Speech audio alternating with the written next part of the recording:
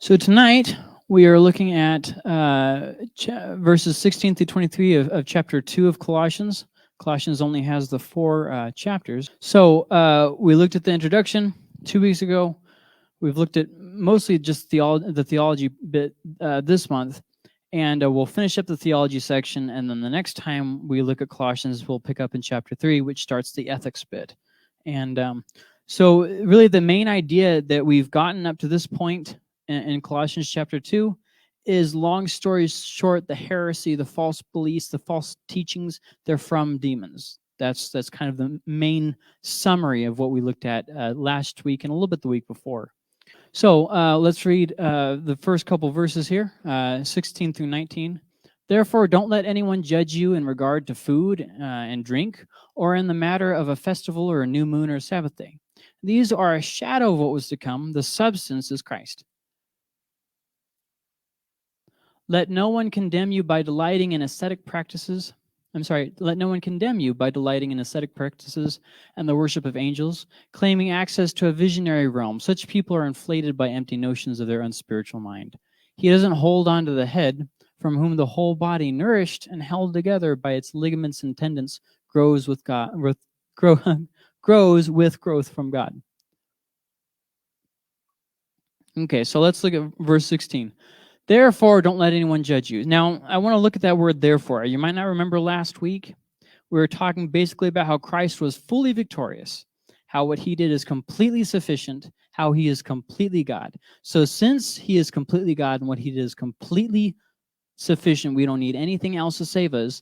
Therefore, don't let anyone judge you. The reason for not allowing ourselves to be judged in regard to food and drink is because of what Jesus did. We know that for some people, they think that they're real high and mighty. They think that they're real spiritual. We shouldn't let their spiritual arrogance make us feel like we're not really saved. You get what I'm saying? So like, let's say, for instance, you got someone who claims that they've been baptized with the Holy Spirit and you never have been, okay? So then they kind of have this idea that, oh, I'm a first-rate Christian, you're a second-rate Christian. That'd be a good example of, no, we're all saved equally by that same power of Christ. So with that being said, now we get to the next part, the part that I think is drastically misquoted. It says, don't let anyone judge you, and people just kind of lop it off there. Hey, you can't judge me. Here's the thing. He didn't actually say, don't let anyone judge you, and there's a couple reasons why he didn't say that. The first reason why he said, don't let anyone judge you, is because Christians are supposed to judge each other. 1 Corinthians 5:12, for what business is it of mine to judge outsiders, those not in the church? Don't you judge those who are inside the church, the Christians? There we go. And then 1 Corinthians 11:31, if we were properly judging ourselves, we would not be judged, which means not only do Christians judge each other, but we also are to judge ourselves. But wait, there's more. Golly with this thing. Lamentations 3:40 says, let's examine and probe our ways and turn back to the Lord. Again, they're the idea of judging ourselves. And then this, let every person be subject to the governing authorities, which brings us a third area of judgment. Earthly powers judge us. You speed on the road, you get a ticket, so the cop judged you, right? And then you go to court, where a judge also judges you. So there's three places that judge you. We judge ourselves, and Christians judge each other. We judge ourselves. Earthly powers judge us. And then there's another source of judgment. I, the Lord, search the heart and test the mind to give every man according to his ways, according to the fruit of his deeds. So not only do we have those other sources of judgment, but God also judges us and tests us. So now we can go back and finish the verse, finish the idea. Don't let anyone judge you in regard to food or drink, or in the matter of a festival or a new moon or a Sabbath day. So me and Ray were actually mentioning this very briefly this morning, the idea of Judaism or Judaizers. And what the idea was is you kind of had to be a Jew to be a Christian. So you had to conform to Jewishness to be a good Christian. And there was a lot of that kind of stuff going on, and some of it was still in the Church of Colossae. So does not say don't let anyone judge you. He's just talking about in regard to food and drink and these other things. So morals are still morals. This is not a verse saying that, hey, morals don't matter anymore. You're free in Christ. You can just do whatever you want. And we actually look at,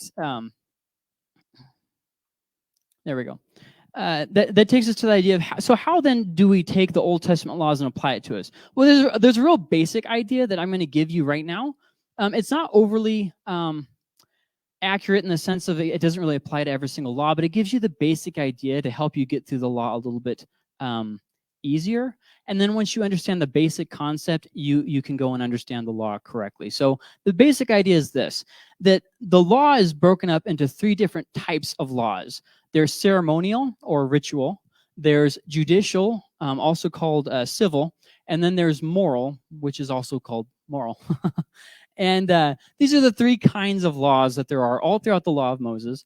So a good example of the ceremonial law or the ritual law would be the ones where it's talking about, okay, when a woman has her period, she has to not go to the tabernacle to worship. She has to be separated until the blood flow stops, and then she has to make purification. That would be a ceremonial law. Or the different laws on washings. This would be a good example of that. The second one, judicial. So this would be like, okay, this person was caught in adultery, go out and stone them, right? We don't do that as Christians, and the society doesn't do that either. So I mean, that would be a good example. These first two, we don't actually, well, for lack of a better word, follow. Yeah, that's not a very accurate word. It gets more complicated than that. I'm just trying to make it easier to understand.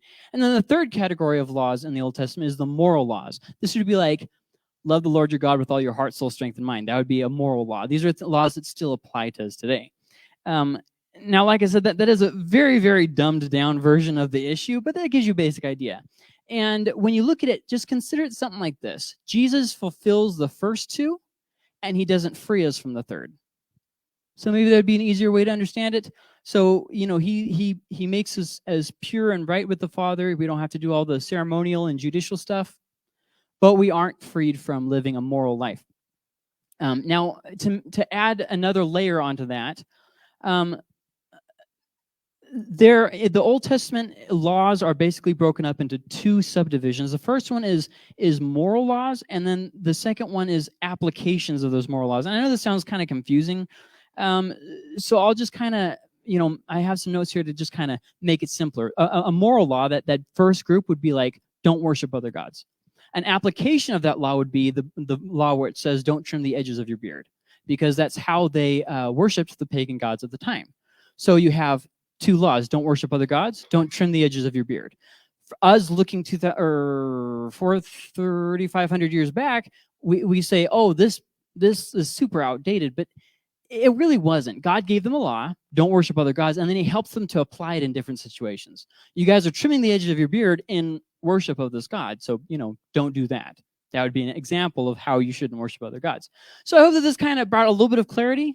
I hope, but the long story short, being back here in chapter 2, verse 16, what Paul is saying is that we are no longer bound to be Jews. That law is no longer binding on us. And there's two reasons why, and we're going to look at that in just a minute. But before we get there, I just want you to get this idea that Paul is not saying you can live however you want. He talks about that a lot of different places. Here, he's just saying that people are trying to get you, trying to condemn you and say, hey, you need to be more Jewish to be a good Christian. And that's definitely not what's happening, or not what's supposed to happen. So some good examples of how that he gives here about these things that they shouldn't have to follow. The first example he says is in regards to food or drink. So this would be basically, think of dietary restrictions. Jews can't eat pork. That's a good example. Can you eat pork? Yeah, you can eat pork. I mean, unless it upsets your stomach, then you can't. But morally, there's nothing like wrong. You can eat whatever you want now because we're not under the Jewish law. And that's what he's saying here. Don't let anyone judge you in regard to food and drink. Just because they think that they can't eat pork doesn't mean that you have to cave in and say, okay, I guess I won't eat pork either. The only stipulation that the church ever gave on people eating food was they said, hey, it's probably not a good idea if you eat food that's been sacrificed to a god. And even then, you really only have to not eat it if it's been said out loud publicly, hey, that was offered to a god, and then you have to, for the sake of conscience, say, I probably shouldn't eat that. But as long as you don't ask, it's totally fine, because the whole issue was hurting someone's conscience. Well, so with that being said, no way, shape, or form do Christians have to follow the dietary restrictions. One thing that I always followed growing up in the church was that alcohol was always a sin, right? But the more I read the Bible, the more I see that alcohol really isn't a sin. It's more an issue of two things: context and your history. So context. In some nations, alcohol is a bigger deal than in other countries. In our country, for instance, in some areas, I should say, it's not a good idea to be drinking alcohol, especially if you're a minister, if like a pastor. But I guess that's we won't get really into that. And the second thing you have to consider is your history. So if you have a history of drunkenness, probably not a good idea to have alcohol. Like, for instance, my house doesn't have any alcohol in it. Not so that I think that I'm more spiritual than anybody else. Not at all. Because my family is a long line of alcoholics. So I don't have alcohol in my home because I don't want it to go any further. This is where it ends. And, well, even if I wanted to drink alcohol, you're not supposed to with this thing I got. So I guess the party's over, huh? Dietary restrictions. Another example he gives here is in the matter of a festival or a new moon or a Sabbath day. So here he's talking about Jewish or, for some of them, pagan festivals, that you have to partake of certain festivals in order to be more holy. So in the case of Jewish holidays, there were the things like, the Feast of Tabernacles and the Feast of Booths and all that stuff. And in the case of pagan celebrations, there were like, different harvest time festivals and that kind of stuff. And they didn't have to partake in any of those festivals to be more holy or whatever, more saved or better Christians or anything. They really didn't have to be persuaded one way or another on that. I mean, if they wanted to, hey, it's whatever. It's like Christmas. If you want to celebrate Christmas, that's fine. If you don't want to, that's okay too. For the first 300 years of church history, Christmas wasn't even celebrated. So don't feel like you're a bad Christian if you don't want to celebrate Christmas. It's just whatever. It's like it's a non-issue. The last example he gives us is the Sabbath, which is crazy to me because I always grew up hearing that, the Sabbath day, keep it holy, right? All the laws in the Old Testament you ignore, but the 10 Commandments, those are ones you go to the grave following. But what people who say that don't understand is that we are free from all of the law. Not all of the law minus the 10 Commandments. We're free of the whole thing. Not that we're free to be immoral, but we're free of the whole thing. And so a Sabbath is kind of like a holy day. Muslims have holy days, Christians have holy days, Jews have holy days. And there's this big argument that has happened throughout Christian history and furthermore, whether or not the holy day should be Sunday or Saturday. And what Paul tells us right here is that it just does not matter. It's a non-issue. It's not a moral. It's morally neutral. If you don't have a Sabbath at all, that's fine. If you celebrate your Sabbath on Saturday, cool. If you don't on Sunday, all right. It's totally fine. Whatever floats your boat. Don't let anyone judge you in regard to food and drink or in the matter of a festival or a new moon or a Sabbath day. It just simply doesn't matter. I'm amazed that 2,000 years later, some Christians are still having arguments about the Sabbath when Paul already told us 2,000 years ago it's a non-issue anymore. It's just not. I think that you should still have a day of worship, but I kind of feel like I kind of go with a lot of the church fathers, from the first couple generations of Christianity, and they taught the idea that your life was a Sabbath, like your life was a holy day. And I kind of follow in line with them. I don't really follow a holy day. I kind of see as my life being consecrated as a Christian to Christ. And so I don't really need a Sabbath day because it's all the Sabbath. But regardless of how you end on it, this isn't something that's supposed to be dividing Christians because, once again, it's not an issue anymore. Paul literally just said it. So you got someone that that looks down on you for your day of worship. Like, okay, here's a good example. I grew up in California, and we actually had a neighbor who constantly tried to convince us that worshiping on Sunday was wrong. It was breaking the law. And we kind of just agreed to disagree because, I mean, she was, I think, Seventh-day Adventist, and we were Protestant AG. So we just kind of let it rest. But the thing is it doesn't have to be a dividing issue anymore. Like this, Christ has freed us from that. It shouldn't be an issue anymore. So that takes us to verse 17, where it says, these are a shadow, these being the festivals and the dietary restrictions and the Sabbath and all that nonsense. That was just a shadow of what was to come. The substance, though, is Christ. And what he means to say by that is two things. First off, Christ fulfilled the law. The Old Testament law pointed us forward to the Christ. Why don't we celebrate the Passover anymore? Because we have communion. The communion is the takeover for the Passover. We don't do the Passover anymore. We don't. Some Christians actually only do communion once a year on Passover to more vocally demonstrate that it is the coffin for the Passover. Some people do it every week. That's fine too. Some people do it once a month. I think that's what we do. Not really a big deal. Either way you land on this. The moral of the story being that we don't celebrate the Jewish Passover because we have communion. That's the highlight of that. So the first thing that this verse tells us is that Christ fulfilled the law. Everything in the law that needed to happen for our righteousness, since the law did not bring righteousness. The law didn't bring salvation. The law pointed us forward to hope. Christ fulfilled all that. That's the first thing that he's saying in this verse. The second thing that he's saying is that the law taught about Christ. We can learn things about who Christ is by looking at the law. And yes, the law does show us morality, but you have to be careful with that, because what we try to do is we say, okay, so I'm going to pick and choose some of the laws to follow in the Old Testament, but not all of them, because I don't like that one, but I do like that one. So then it kind of sends off a confusing message to the world. And it's better if you just follow the example that Christ and Paul gave us, that we aren't to follow the law. That doesn't mean that we can't learn from the law. We can't draw principles of morality from the law. Yes, that's absolutely true. I know, for instance, that I can't be a Wiccan and a Christian because of what's in the law. I know that. So yes, the law is of great benefit. It is still the word of God. It still reveals our God. But we are not Jews, and we don't have to be Jews in order to be saved. So another way of saying this, the substance is Christ. Christ is our Sabbath. He is our rest. From the very beginning of Genesis, it's been pointing forward to entering into the rest. We can only enter into that rest through Christ. So that takes us to verse 18. Hopefully it takes us to verse 18. There we go.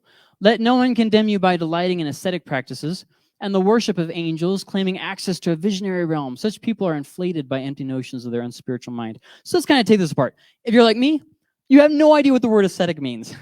So I had to look it up because I was like, I don't know what that word is.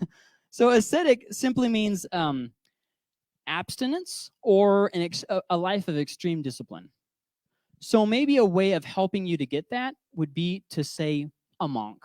Maybe that would help you to kind of get the idea here. These people who are following these ascetic practices, they are basically trying to be kind of like monkish, and not the show from USA Weekend. I mean, the actual monk.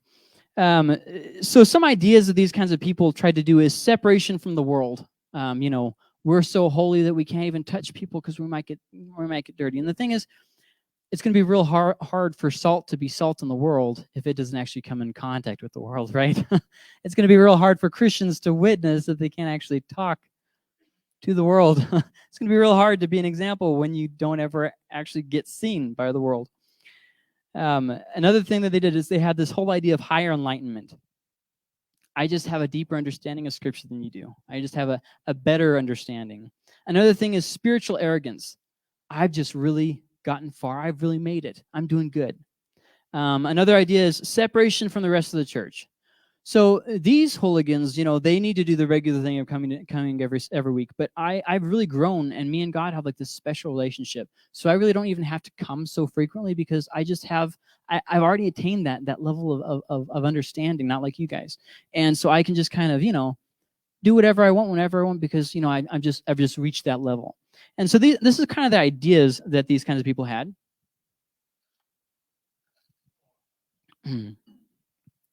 Another thing that he mentions here is he says, delighting in ascetic practices and the worship of angels. So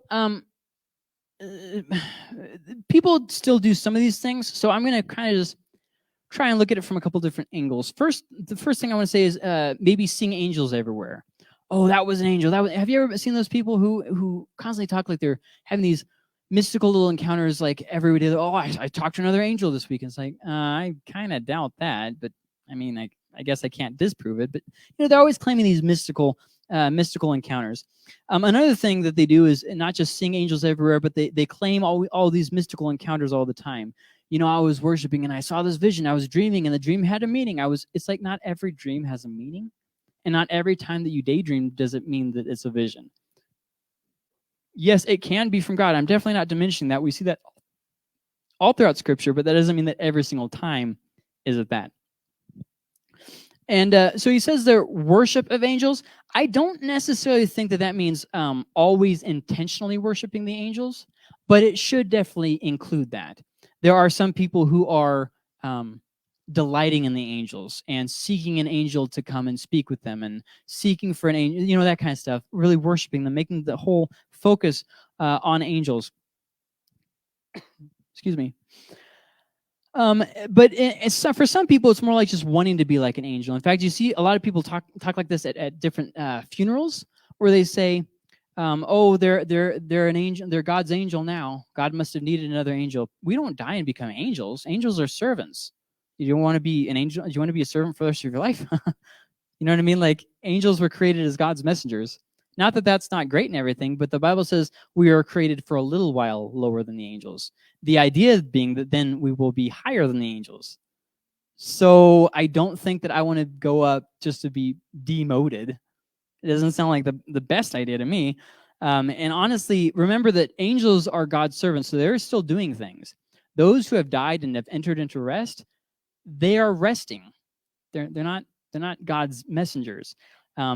Some people claim that people come back from the dead to come and visit them. That would be demonic visitation. God never gives us any examples ever in the Bible of somebody coming to give special messages or those kinds of things. When people do seances and that kind of stuff, they're contacting demons who are pretending to be the dead relative. That's all it is. And how do they know all the details? Because they were there, they saw it. And demons are obviously very long-lived. That doesn't mean that we are actually talking to lost family members, which is another example of something that God tells us from the law that we can still apply to today, not to get involved with things like Ouija boards and seances. So they not necessarily just worshiping the angels, but definitely worshiping them as well. They wanted to be like the angels. Possibly there was kind of a cloak and dagger worship going on. And what I mean by that is kind of like an over-fixation or a fascination or a seeking them. You know what I mean? Where you're instead of trying to understand the things of God and trying to understand the Bible and trying to get closer to God, like you're over-fixated on having these visitations with angels. And all of these can kind of be summarized up with the blanket term of worship of angels. Another thing he says here, worshiping angels, claiming access to a visionary realm.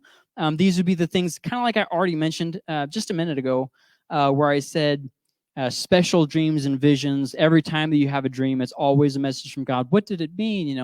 Every single time. It's like, well, once again, God can give dreams and he can give visions. But when every single night you're convinced that it's something without God specifically speaking and saying, yes, that was from me, with some sort of confirmation, I would strongly be careful of just attributing every single thing to some kind of mystical encounter. Another thing that people claim here, to visionary realm, sometimes what this involves is think of more in terms of hidden knowledge, like, oh, that a demon did that. I have this secret knowledge that a demon did that. Or, oh, an angel spoke to me and said, and said this. Like in the Mormons, they claim that this happened. A guy received these mystical tablets, supposedly from an angel, which then he translated from a language that doesn't even exist. And now, where are these supposed tablets now?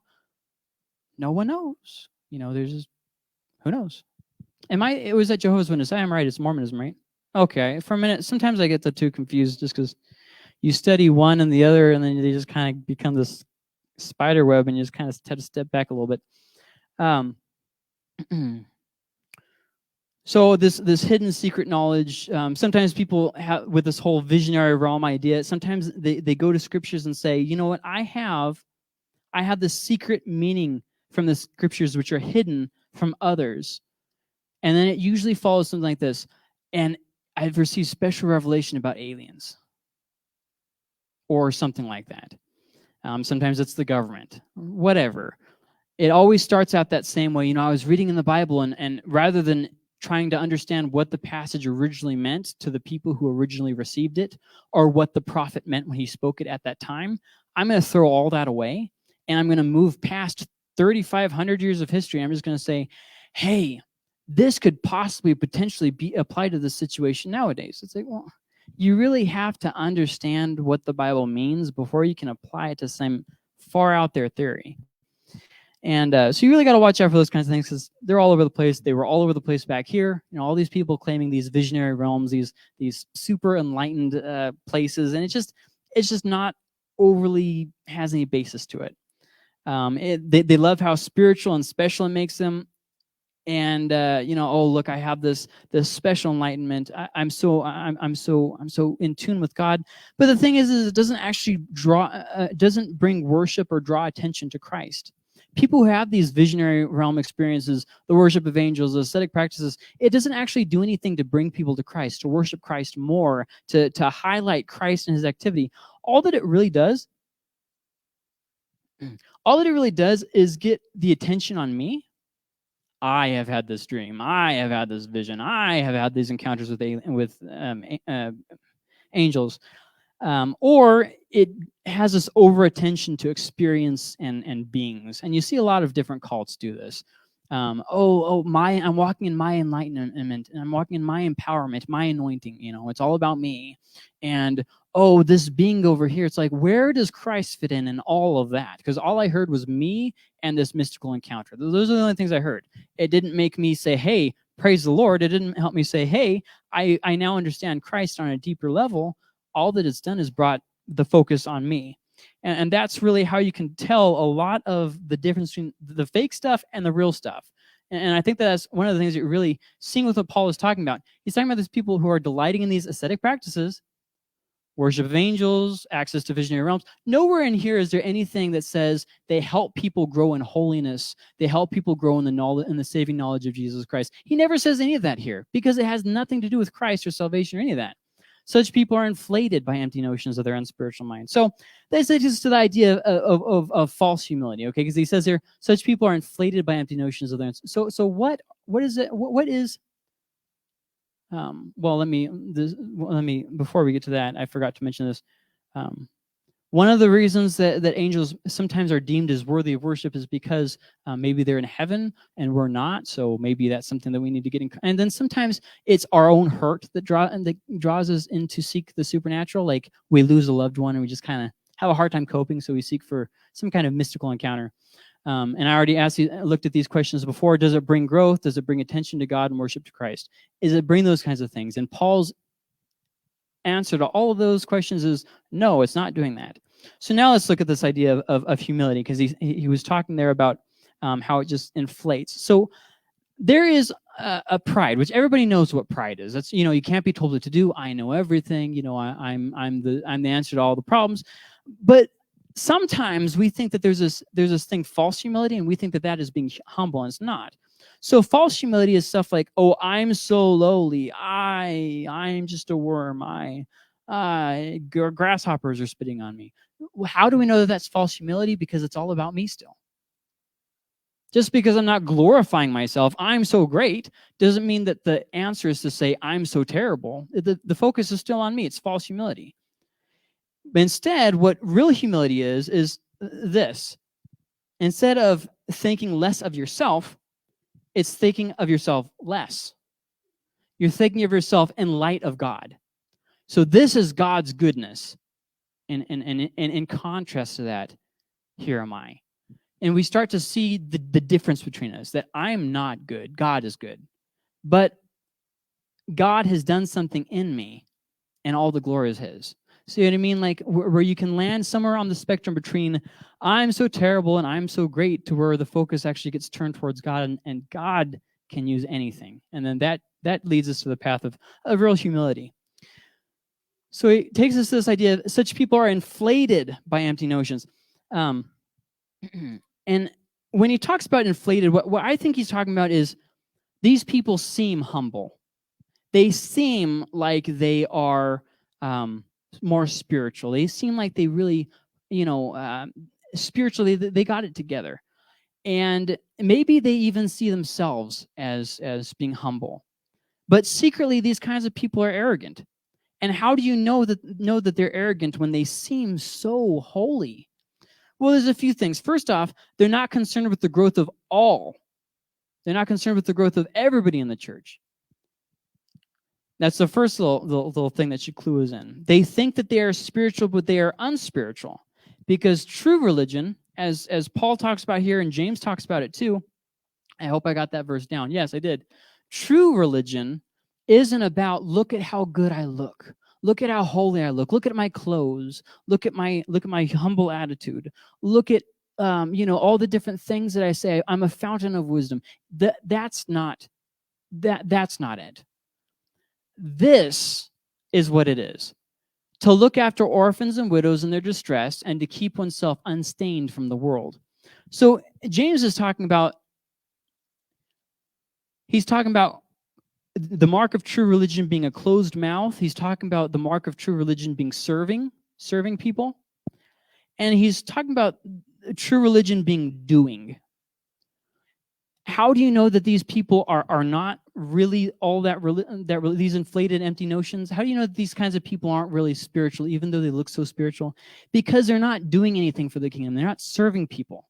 It's not about Christ and what he did. It's about the appearance of holiness. Maybe they even have a real charismatic attitude, like, I like to like this guy. But they don't really follow it up. And so what some people have done in the more modern years is they've kind of hopped to the other side and said, if I do enough good works, then people will think that I'm holy. So for that's a whole nother issue that we won't actually have time to look at tonight. But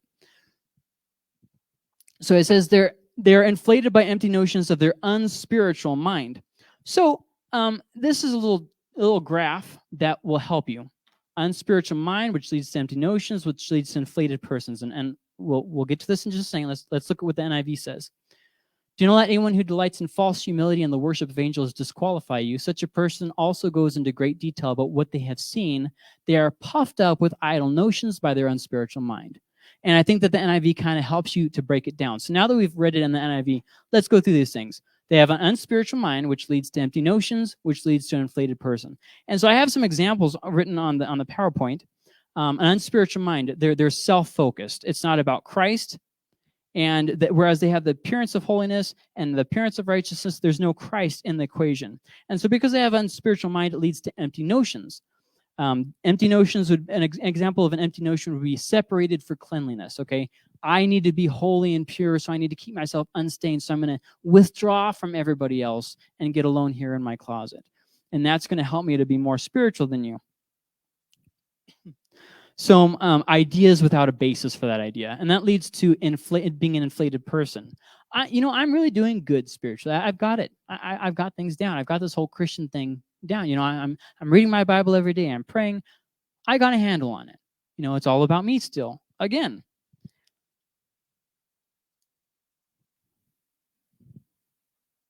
And it all comes from the unspiritual mind. So the answer to this that Paul's giving us, an encounter with Christ. If you just backtrack his argument, you can see that how you don't end up like this. The attention has to be on Christ. So that takes us to verse 19. He doesn't hold on to the head. He's not talking about Jesus. He's talking about the inflated person. That inflated person doesn't hold on to the head, from whom the whole body, nourished and held together by its ligaments and tendons, grows with growth from God. So he's saying a lot of things here. I'm going to try to make it as simple as possible. First off, I didn't know if you were following, but the head is Christ, and the whole body is the church. So now that we've got those pieces in place, the idea that Paul is trying to give us about this person is that they aren't dependent on Christ. They are not dependent on Christ. They've got it all together. They've got it all figured out. I'm doing real good. But if you look at it, how he wraps up this verse is he says, by its ligaments and tendons, grows with growth from God. So who is the one who enables us to grow? Who is the cause of our growth? God. It's not us. It's not how good we're doing. It's not, how good of an act we've got. It's God. Grows with growth from God. The growth that we experience is from God. So yes, we can do things like, for instance, with enough willpower, you can get off of drugs. With enough willpower, you can stop, smoking or drinking. I see non-Christians do it all the time. But it doesn't save them. It just stops them from a habit. That's it. Stopping us from a habit doesn't bring salvation. So these people are arrogant and misguided, he says. He doesn't hold on to the head, from whom the whole body, nourished and held together by its ligaments and tendons, grows with growth from God. So they're arrogant and misguided because they're not holding on to the head.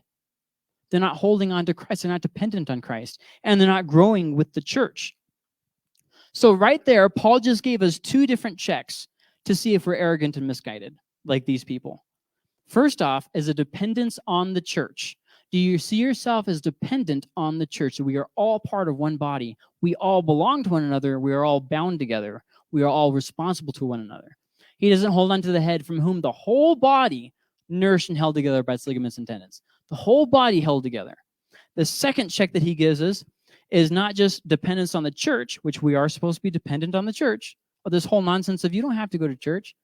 I don't know what Bible you're reading. How are you going to grow? How are you going to help and nourish each other and serve each other if you're not actually involved with one another? This whole idea of, you don't need other Christians to grow. I beg to differ. The Bible shows us time and time again we do need other Christians to grow. And so what's the second check that he gives us? Not just being bound or being dependent on the church, but also being dependent on God. He doesn't hold on to the head. So the second check that Paul gives us about not only finding out who these arrogant people are, but not becoming one of these arrogant, unspiritual people, is to be dependent on Christ.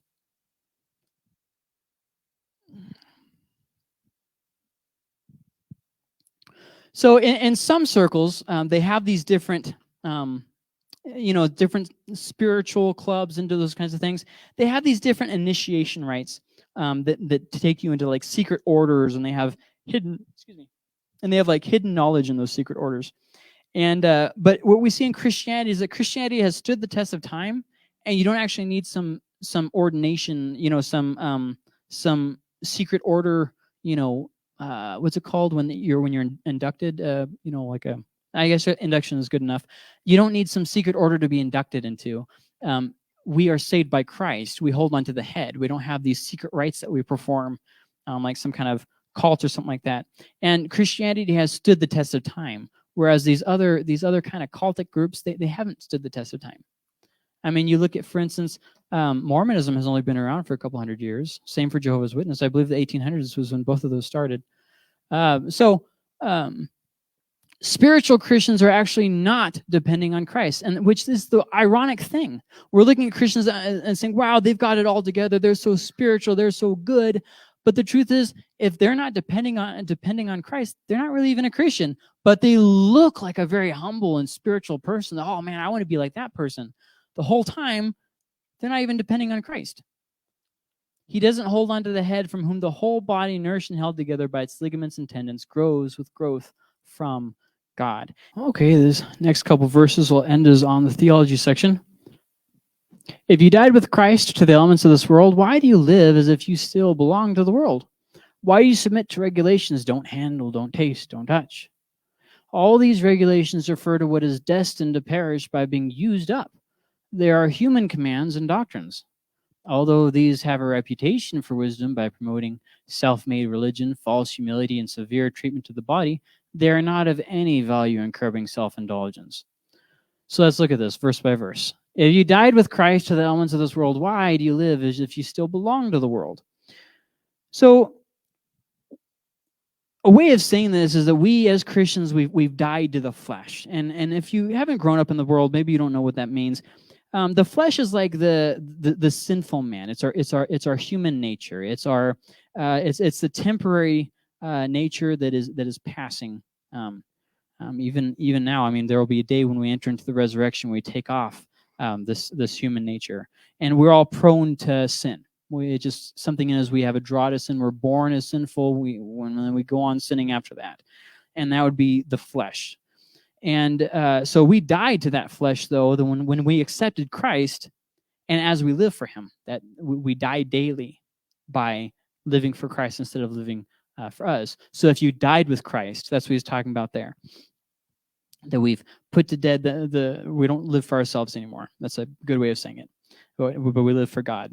This should change how we live. If you died with Christ, what he's saying there, why do you live as if you still belonged? So the idea there is, if we have died with Christ, that should have some kind of effect. It should change how we live. There should be a measurable change in our life. we shouldn't be living in sin anymore. We shouldn't be living for our own pleasure. We shouldn't be living for notoriety. And look at me. And so by the very definition of being saved, these people who are, acting so spiritual, they disqualify themselves because they're trying to get notoriety. They're trying to get fame. They're trying to get people to look at them and how good they are. Sometimes they don't even realize that they're doing it, but the attention is still on them and how they have found their peace, how they found their inner oneness. It doesn't point anybody to Christ or worship to God. It's just about them. By submitting to the mystical monk lifestyle, the whole what Paul calls the ascetic lifestyle, they are not getting more spiritual, but they're actually living for the world. They think that doing these things is going to make them more spiritual. If I follow the Jewish commands, if I, abstain from this, if I don't dirty myself with this, I will attain a higher level. But what Paul actually says, if you died with Christ, the elements of the world, why do you live if you still belong to the world? If you live like that, if you do the whole monk lifestyle, you're living as though you still belong to the world. You're living as though Christ's sacrifice meant nothing. You submit to these regulations.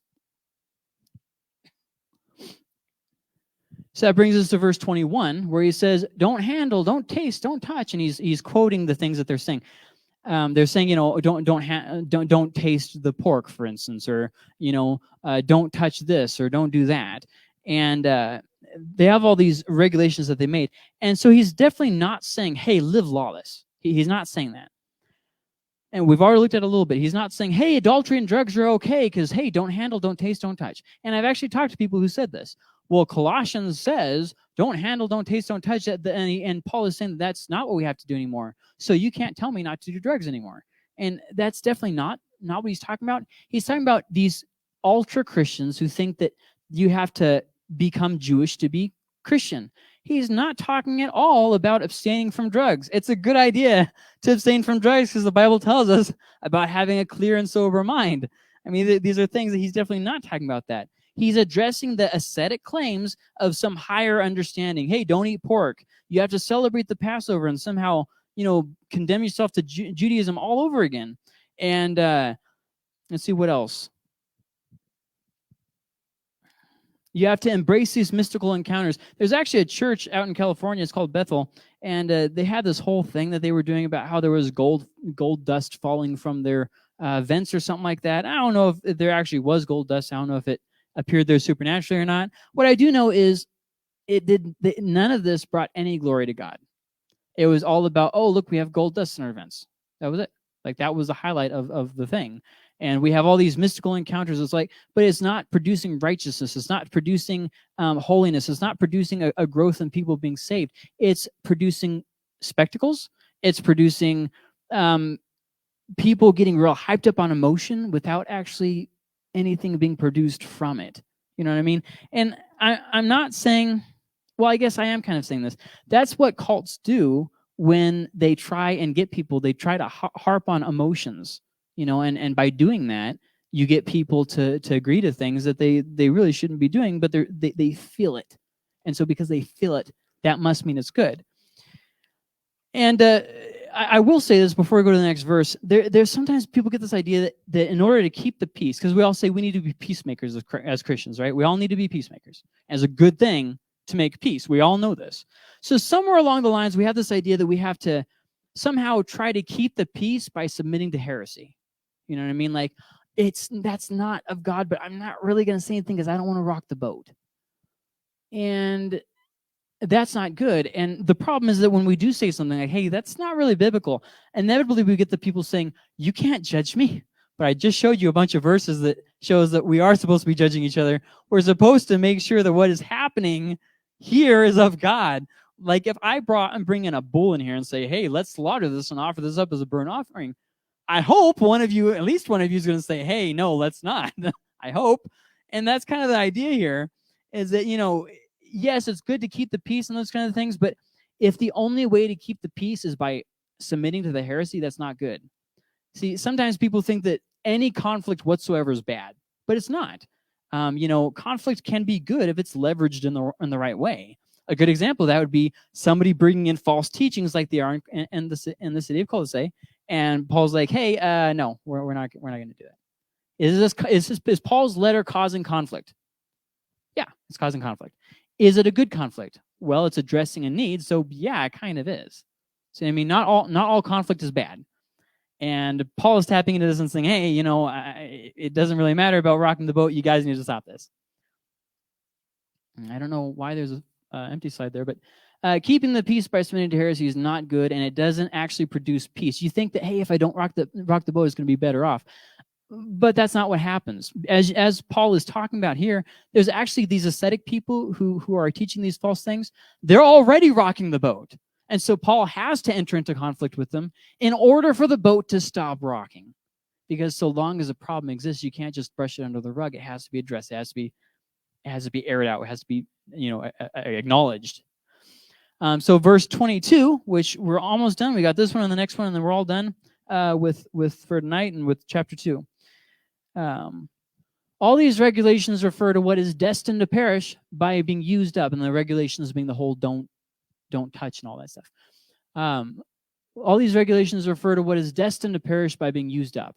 In other words, he's talking about all of these regulations, they're only focused on the temporary world that you live in. Okay, like the whole pigs.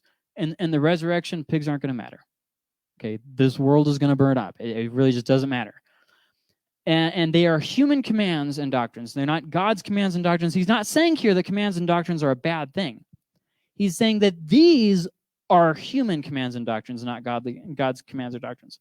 So the focus of these things that they're trying to do to make themselves real spiritual, the focus is on the temporary. It's on the me. It's not on the eternal. And that's really one of the warning signs to look for in these different heretical things, is that the focus is on me instead of on the eternity. So instead of me living for God and, looking forward to heaven, it's about how can I be gratified in this life. And I'll give you a couple examples in just a minute. And then another thing is it's from self-realization, not from revelation. So he says here, all these regulations refer to what is destined to perish by being used up. They are human commands. They're from I just got tongue twisted. Self-realization, my enlightenment. It's not from revelation, God speaking. It's a human command. It's from us. It's from the temporary. It's not really that great. In other words, he's saying these things are a deception. That's it. It's a flash in the pan, but that's it. So some modern examples that I could equate to. I actually have quite a few. I'll start with the oldest one because it's kind of died out in most of the circles that I know. I actually used to know a lot of people who observed this, and I just don't really see that too much anymore. I mean, it probably is still out there because heresies don't really ever die; they just get recycled. But is the name it and claim it thing. The focus was on prosperity. The focus was on pleasure. It's all about now. It had nothing to do with the eternal rewards. It had nothing to do with where we're going. It was basically just focused on making this life more appealing. Another example is when people include New Age beliefs like relativism. That's where there is no truth. It's only your truth. So a good example of that would be when people start doing Wicca or yoga meditation or different stuff like that, where it's not really focused on God's revelation. It's focused on human commands and doctrines, things that it's all about you and your personal journey and those kinds of things. We're actually called to submit our lives to Christ. So a little bit different than with these heresies. And all heresies at their core really look a lot similar. It's like, for instance, all religions look pretty similar apart from Christianity. You find salvation through some means of your own works. Christianity is the only religion out there that is free of that. You're not finding any salvation from yourself. You're not manipulating the gods into answering you. It's just Christ died for the sinner. That's it. Like that's the whole of it. And that's really the only religious example we see of that. So another example that I can give you of the focus on the temporary and the me is something that I call the hold on. Oh, I already mentioned this. The example is health and wealth, name it and claim it, coexisting, relativism, combined beliefs. I already mentioned that. There's something I call Otero's Kool-Aid, and that's because every time that if you live in Otero County for any number of years, usually 5, you will inevitably get asked to one of these home Bible studies that people have. And the problem is that they're led by undisciplined and unqualified people. And this is why Paul has, throughout Colossians, has told us about being careful. So let's look at these Bible studies that are all over throughout this area in Otero County. I don't know how it is in the rest of the world, but here, everybody's doing their own home Bible study. And the problem is that, first off, it's unqualified people. People who have not been trained in proper Bible study, people who are not qualified at a church. They're not, sometimes they're not even Christians. Sometimes they have no credentials. They have nothing. They just, hey, I'm going to invite people into my house and I'm going to teach them whatever I want to teach them. And they're not responsible to anybody. They're just kind of out there on their own. So these unqualified people welcome divisive people. Who do they get to their home Bible studies? People who have left churches on bad terms, people who, talk bad about pastors, people who don't see the church as a necessary function. I can just do whatever because I don't need to be involved in the church. So these unqualified people who have divisive people in their home Bible studies, and then they compete with the church. There's already programs going on at the local church, but instead of going and getting plugged in one of those, they have to do their own thing because they're more spiritual. They have a greater understanding. And I'm sure you're seeing how this relates to the heresy of Colossians. So they're in competition with the local church, and they're not promoting service. It's not about, hey, how can we further the Great Commission? How can we get people saved? It's about how can we do something that makes us comfortable and just sit here and have a good old time reading the Bible and telling you my theories about the Bible. And then without submitting to authority, there's nobody over these home Bible studies. It's just kind of like people doing whatever they want to do with nobody checking in on it. That's just, whatever mystical thing happens is, hey, it must be from God. And they teach unfounded things. They teach all kinds of whack out crazy things, and there's really no way to reel it in because it's a home Bible study. There's no authority structure. And so that would be a good example of what Paul was talking about. And I think that you can see the clear connections. So we'll look at the last verse of chapter 2. Although these have a reputation for wisdom by promoting self-made religion, false humility, and severe treatment to the body, they are not of any value in curbing self-indulgence. So these things, they seem good. Sometimes the majority of people accepts it. Like I was telling you about home Bible studies here in Otero County, everybody accepts that. Everybody goes to one. Like there's like probably 12 in Tularosa alone. And it's a part of many different religions. And he says here, reputation for wisdom by promoting self-made religions. And self-made would be like, well, think of the way that we are, all of us, each of us here, we're all tempted with our own way to God rather than submitting to Christ. None of us likes the idea of admitting that I was wrong and going to somebody else for help. We like to admit that we like to believe that we're the sole source of our own salvation. And so we're all tempted to find our own way to God rather than submitting to Christ, rather than submitting to his church. Because remember, to submit to Christ is to submit yourself to one another in the body. Paul says that in Ephesians, submit yourselves to one another. So to be a Christian means to submit yourselves to one another. It's one of those things you really can't get around, but it's a hard concept to get. So that's self-made religion. Another thing he mentions false humility. We looked at it a little bit, but basically the idea of false humility is things done for show that make us feel spiritually superior. That's the whole idea of that. They really need to grow. Maybe you see somebody who's a spiritual leader and you see all the lack in them. Maybe it's a spouse or a pastor, and you sit there and you think, oh, this is where they are going wrong. And then God really needs to do a work in them. They need Jesus. It has nothing to do with how I need to grow. It's just how they need to grow. Oh, well, they'll get there, but I'm already there. Here's another one I actually hear quite frequently is I can skip services. I don't have to go to the Sunday morning service so long as I'm either praying with somebody or praying at my house or whatever, or if I'm out there serving somebody. I see going to church, that's a lesser, it's not really a priority in my life because I don't really need it.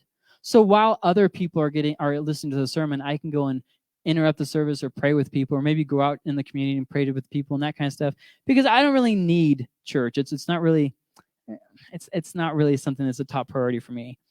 And I actually see sometimes pastors do this too, where they kind of they go up there and do their whole Sunday sermon thing, and then like another day comes around and they're just like, meh, I'm just going to disconnect with other people. And so I'm not just saying that, one group of people do this. I'm saying as Christians, we have that temptation to do it. Another temptation that we have to look super spiritually superior is focusing on the way we dress. Look at how much better I am than you because I've got these clothes on. If you don't believe me, try going to one of those old-timey churches with rags on and watch how quickly they usher you out the door. And you'll see exactly what I'm talking about. So then he goes, so we talked about self-made religion, false humility, and then he goes to this next thing, severe treatment of the body. Now, the first thing I think of is in the Roman Catholic Church about how they do the I forget what it's called, but it's basically where they whip themselves. I don't know if they still do that. I'm more educated in church history, not so much recent ongoings of the church. So I'm not totally sure if that's still a thing or not. But it was years ago. But I don't necessarily think that's what Paul's talking about. So some examples might be hurting yourself, but sometimes we do like fasting, right? And we think that fasting gives us a one-up towards God. Oh, look at me, and I'm going to fast for like 8 days, and then at the end of those 8 days, what happens? It's concluded with with overindulgence, right? I fasted and I'm so hungry, so now I'm going to eat way more than any person should do. Or, I'm going to go on this fast, so I'm going to eat a whole bunch before the fast. And so that would be an example of a severe treatment of the body that has no value in curbing self-indulgence. See, because I went on the fast to look and sound real spiritual, but then I overindulged afterwards. So it really didn't do anything to help me to curb my self-indulgence. My overindulgence. So fasting and mystical practices, they don't make us any better. They don't make us any more holy, nor do they change us. They don't help us to grow. They look good, and that's just about it. The focus is on us. It's not on Christ. It's not on anything of value. And like he says here, they are not of any real value in curbing self-indulgence. It doesn't change how we're living or make us, somehow grow or anything like that. And that really is the perfect way to segue into the ethics section that he's going to do in chapters 3 and into 4.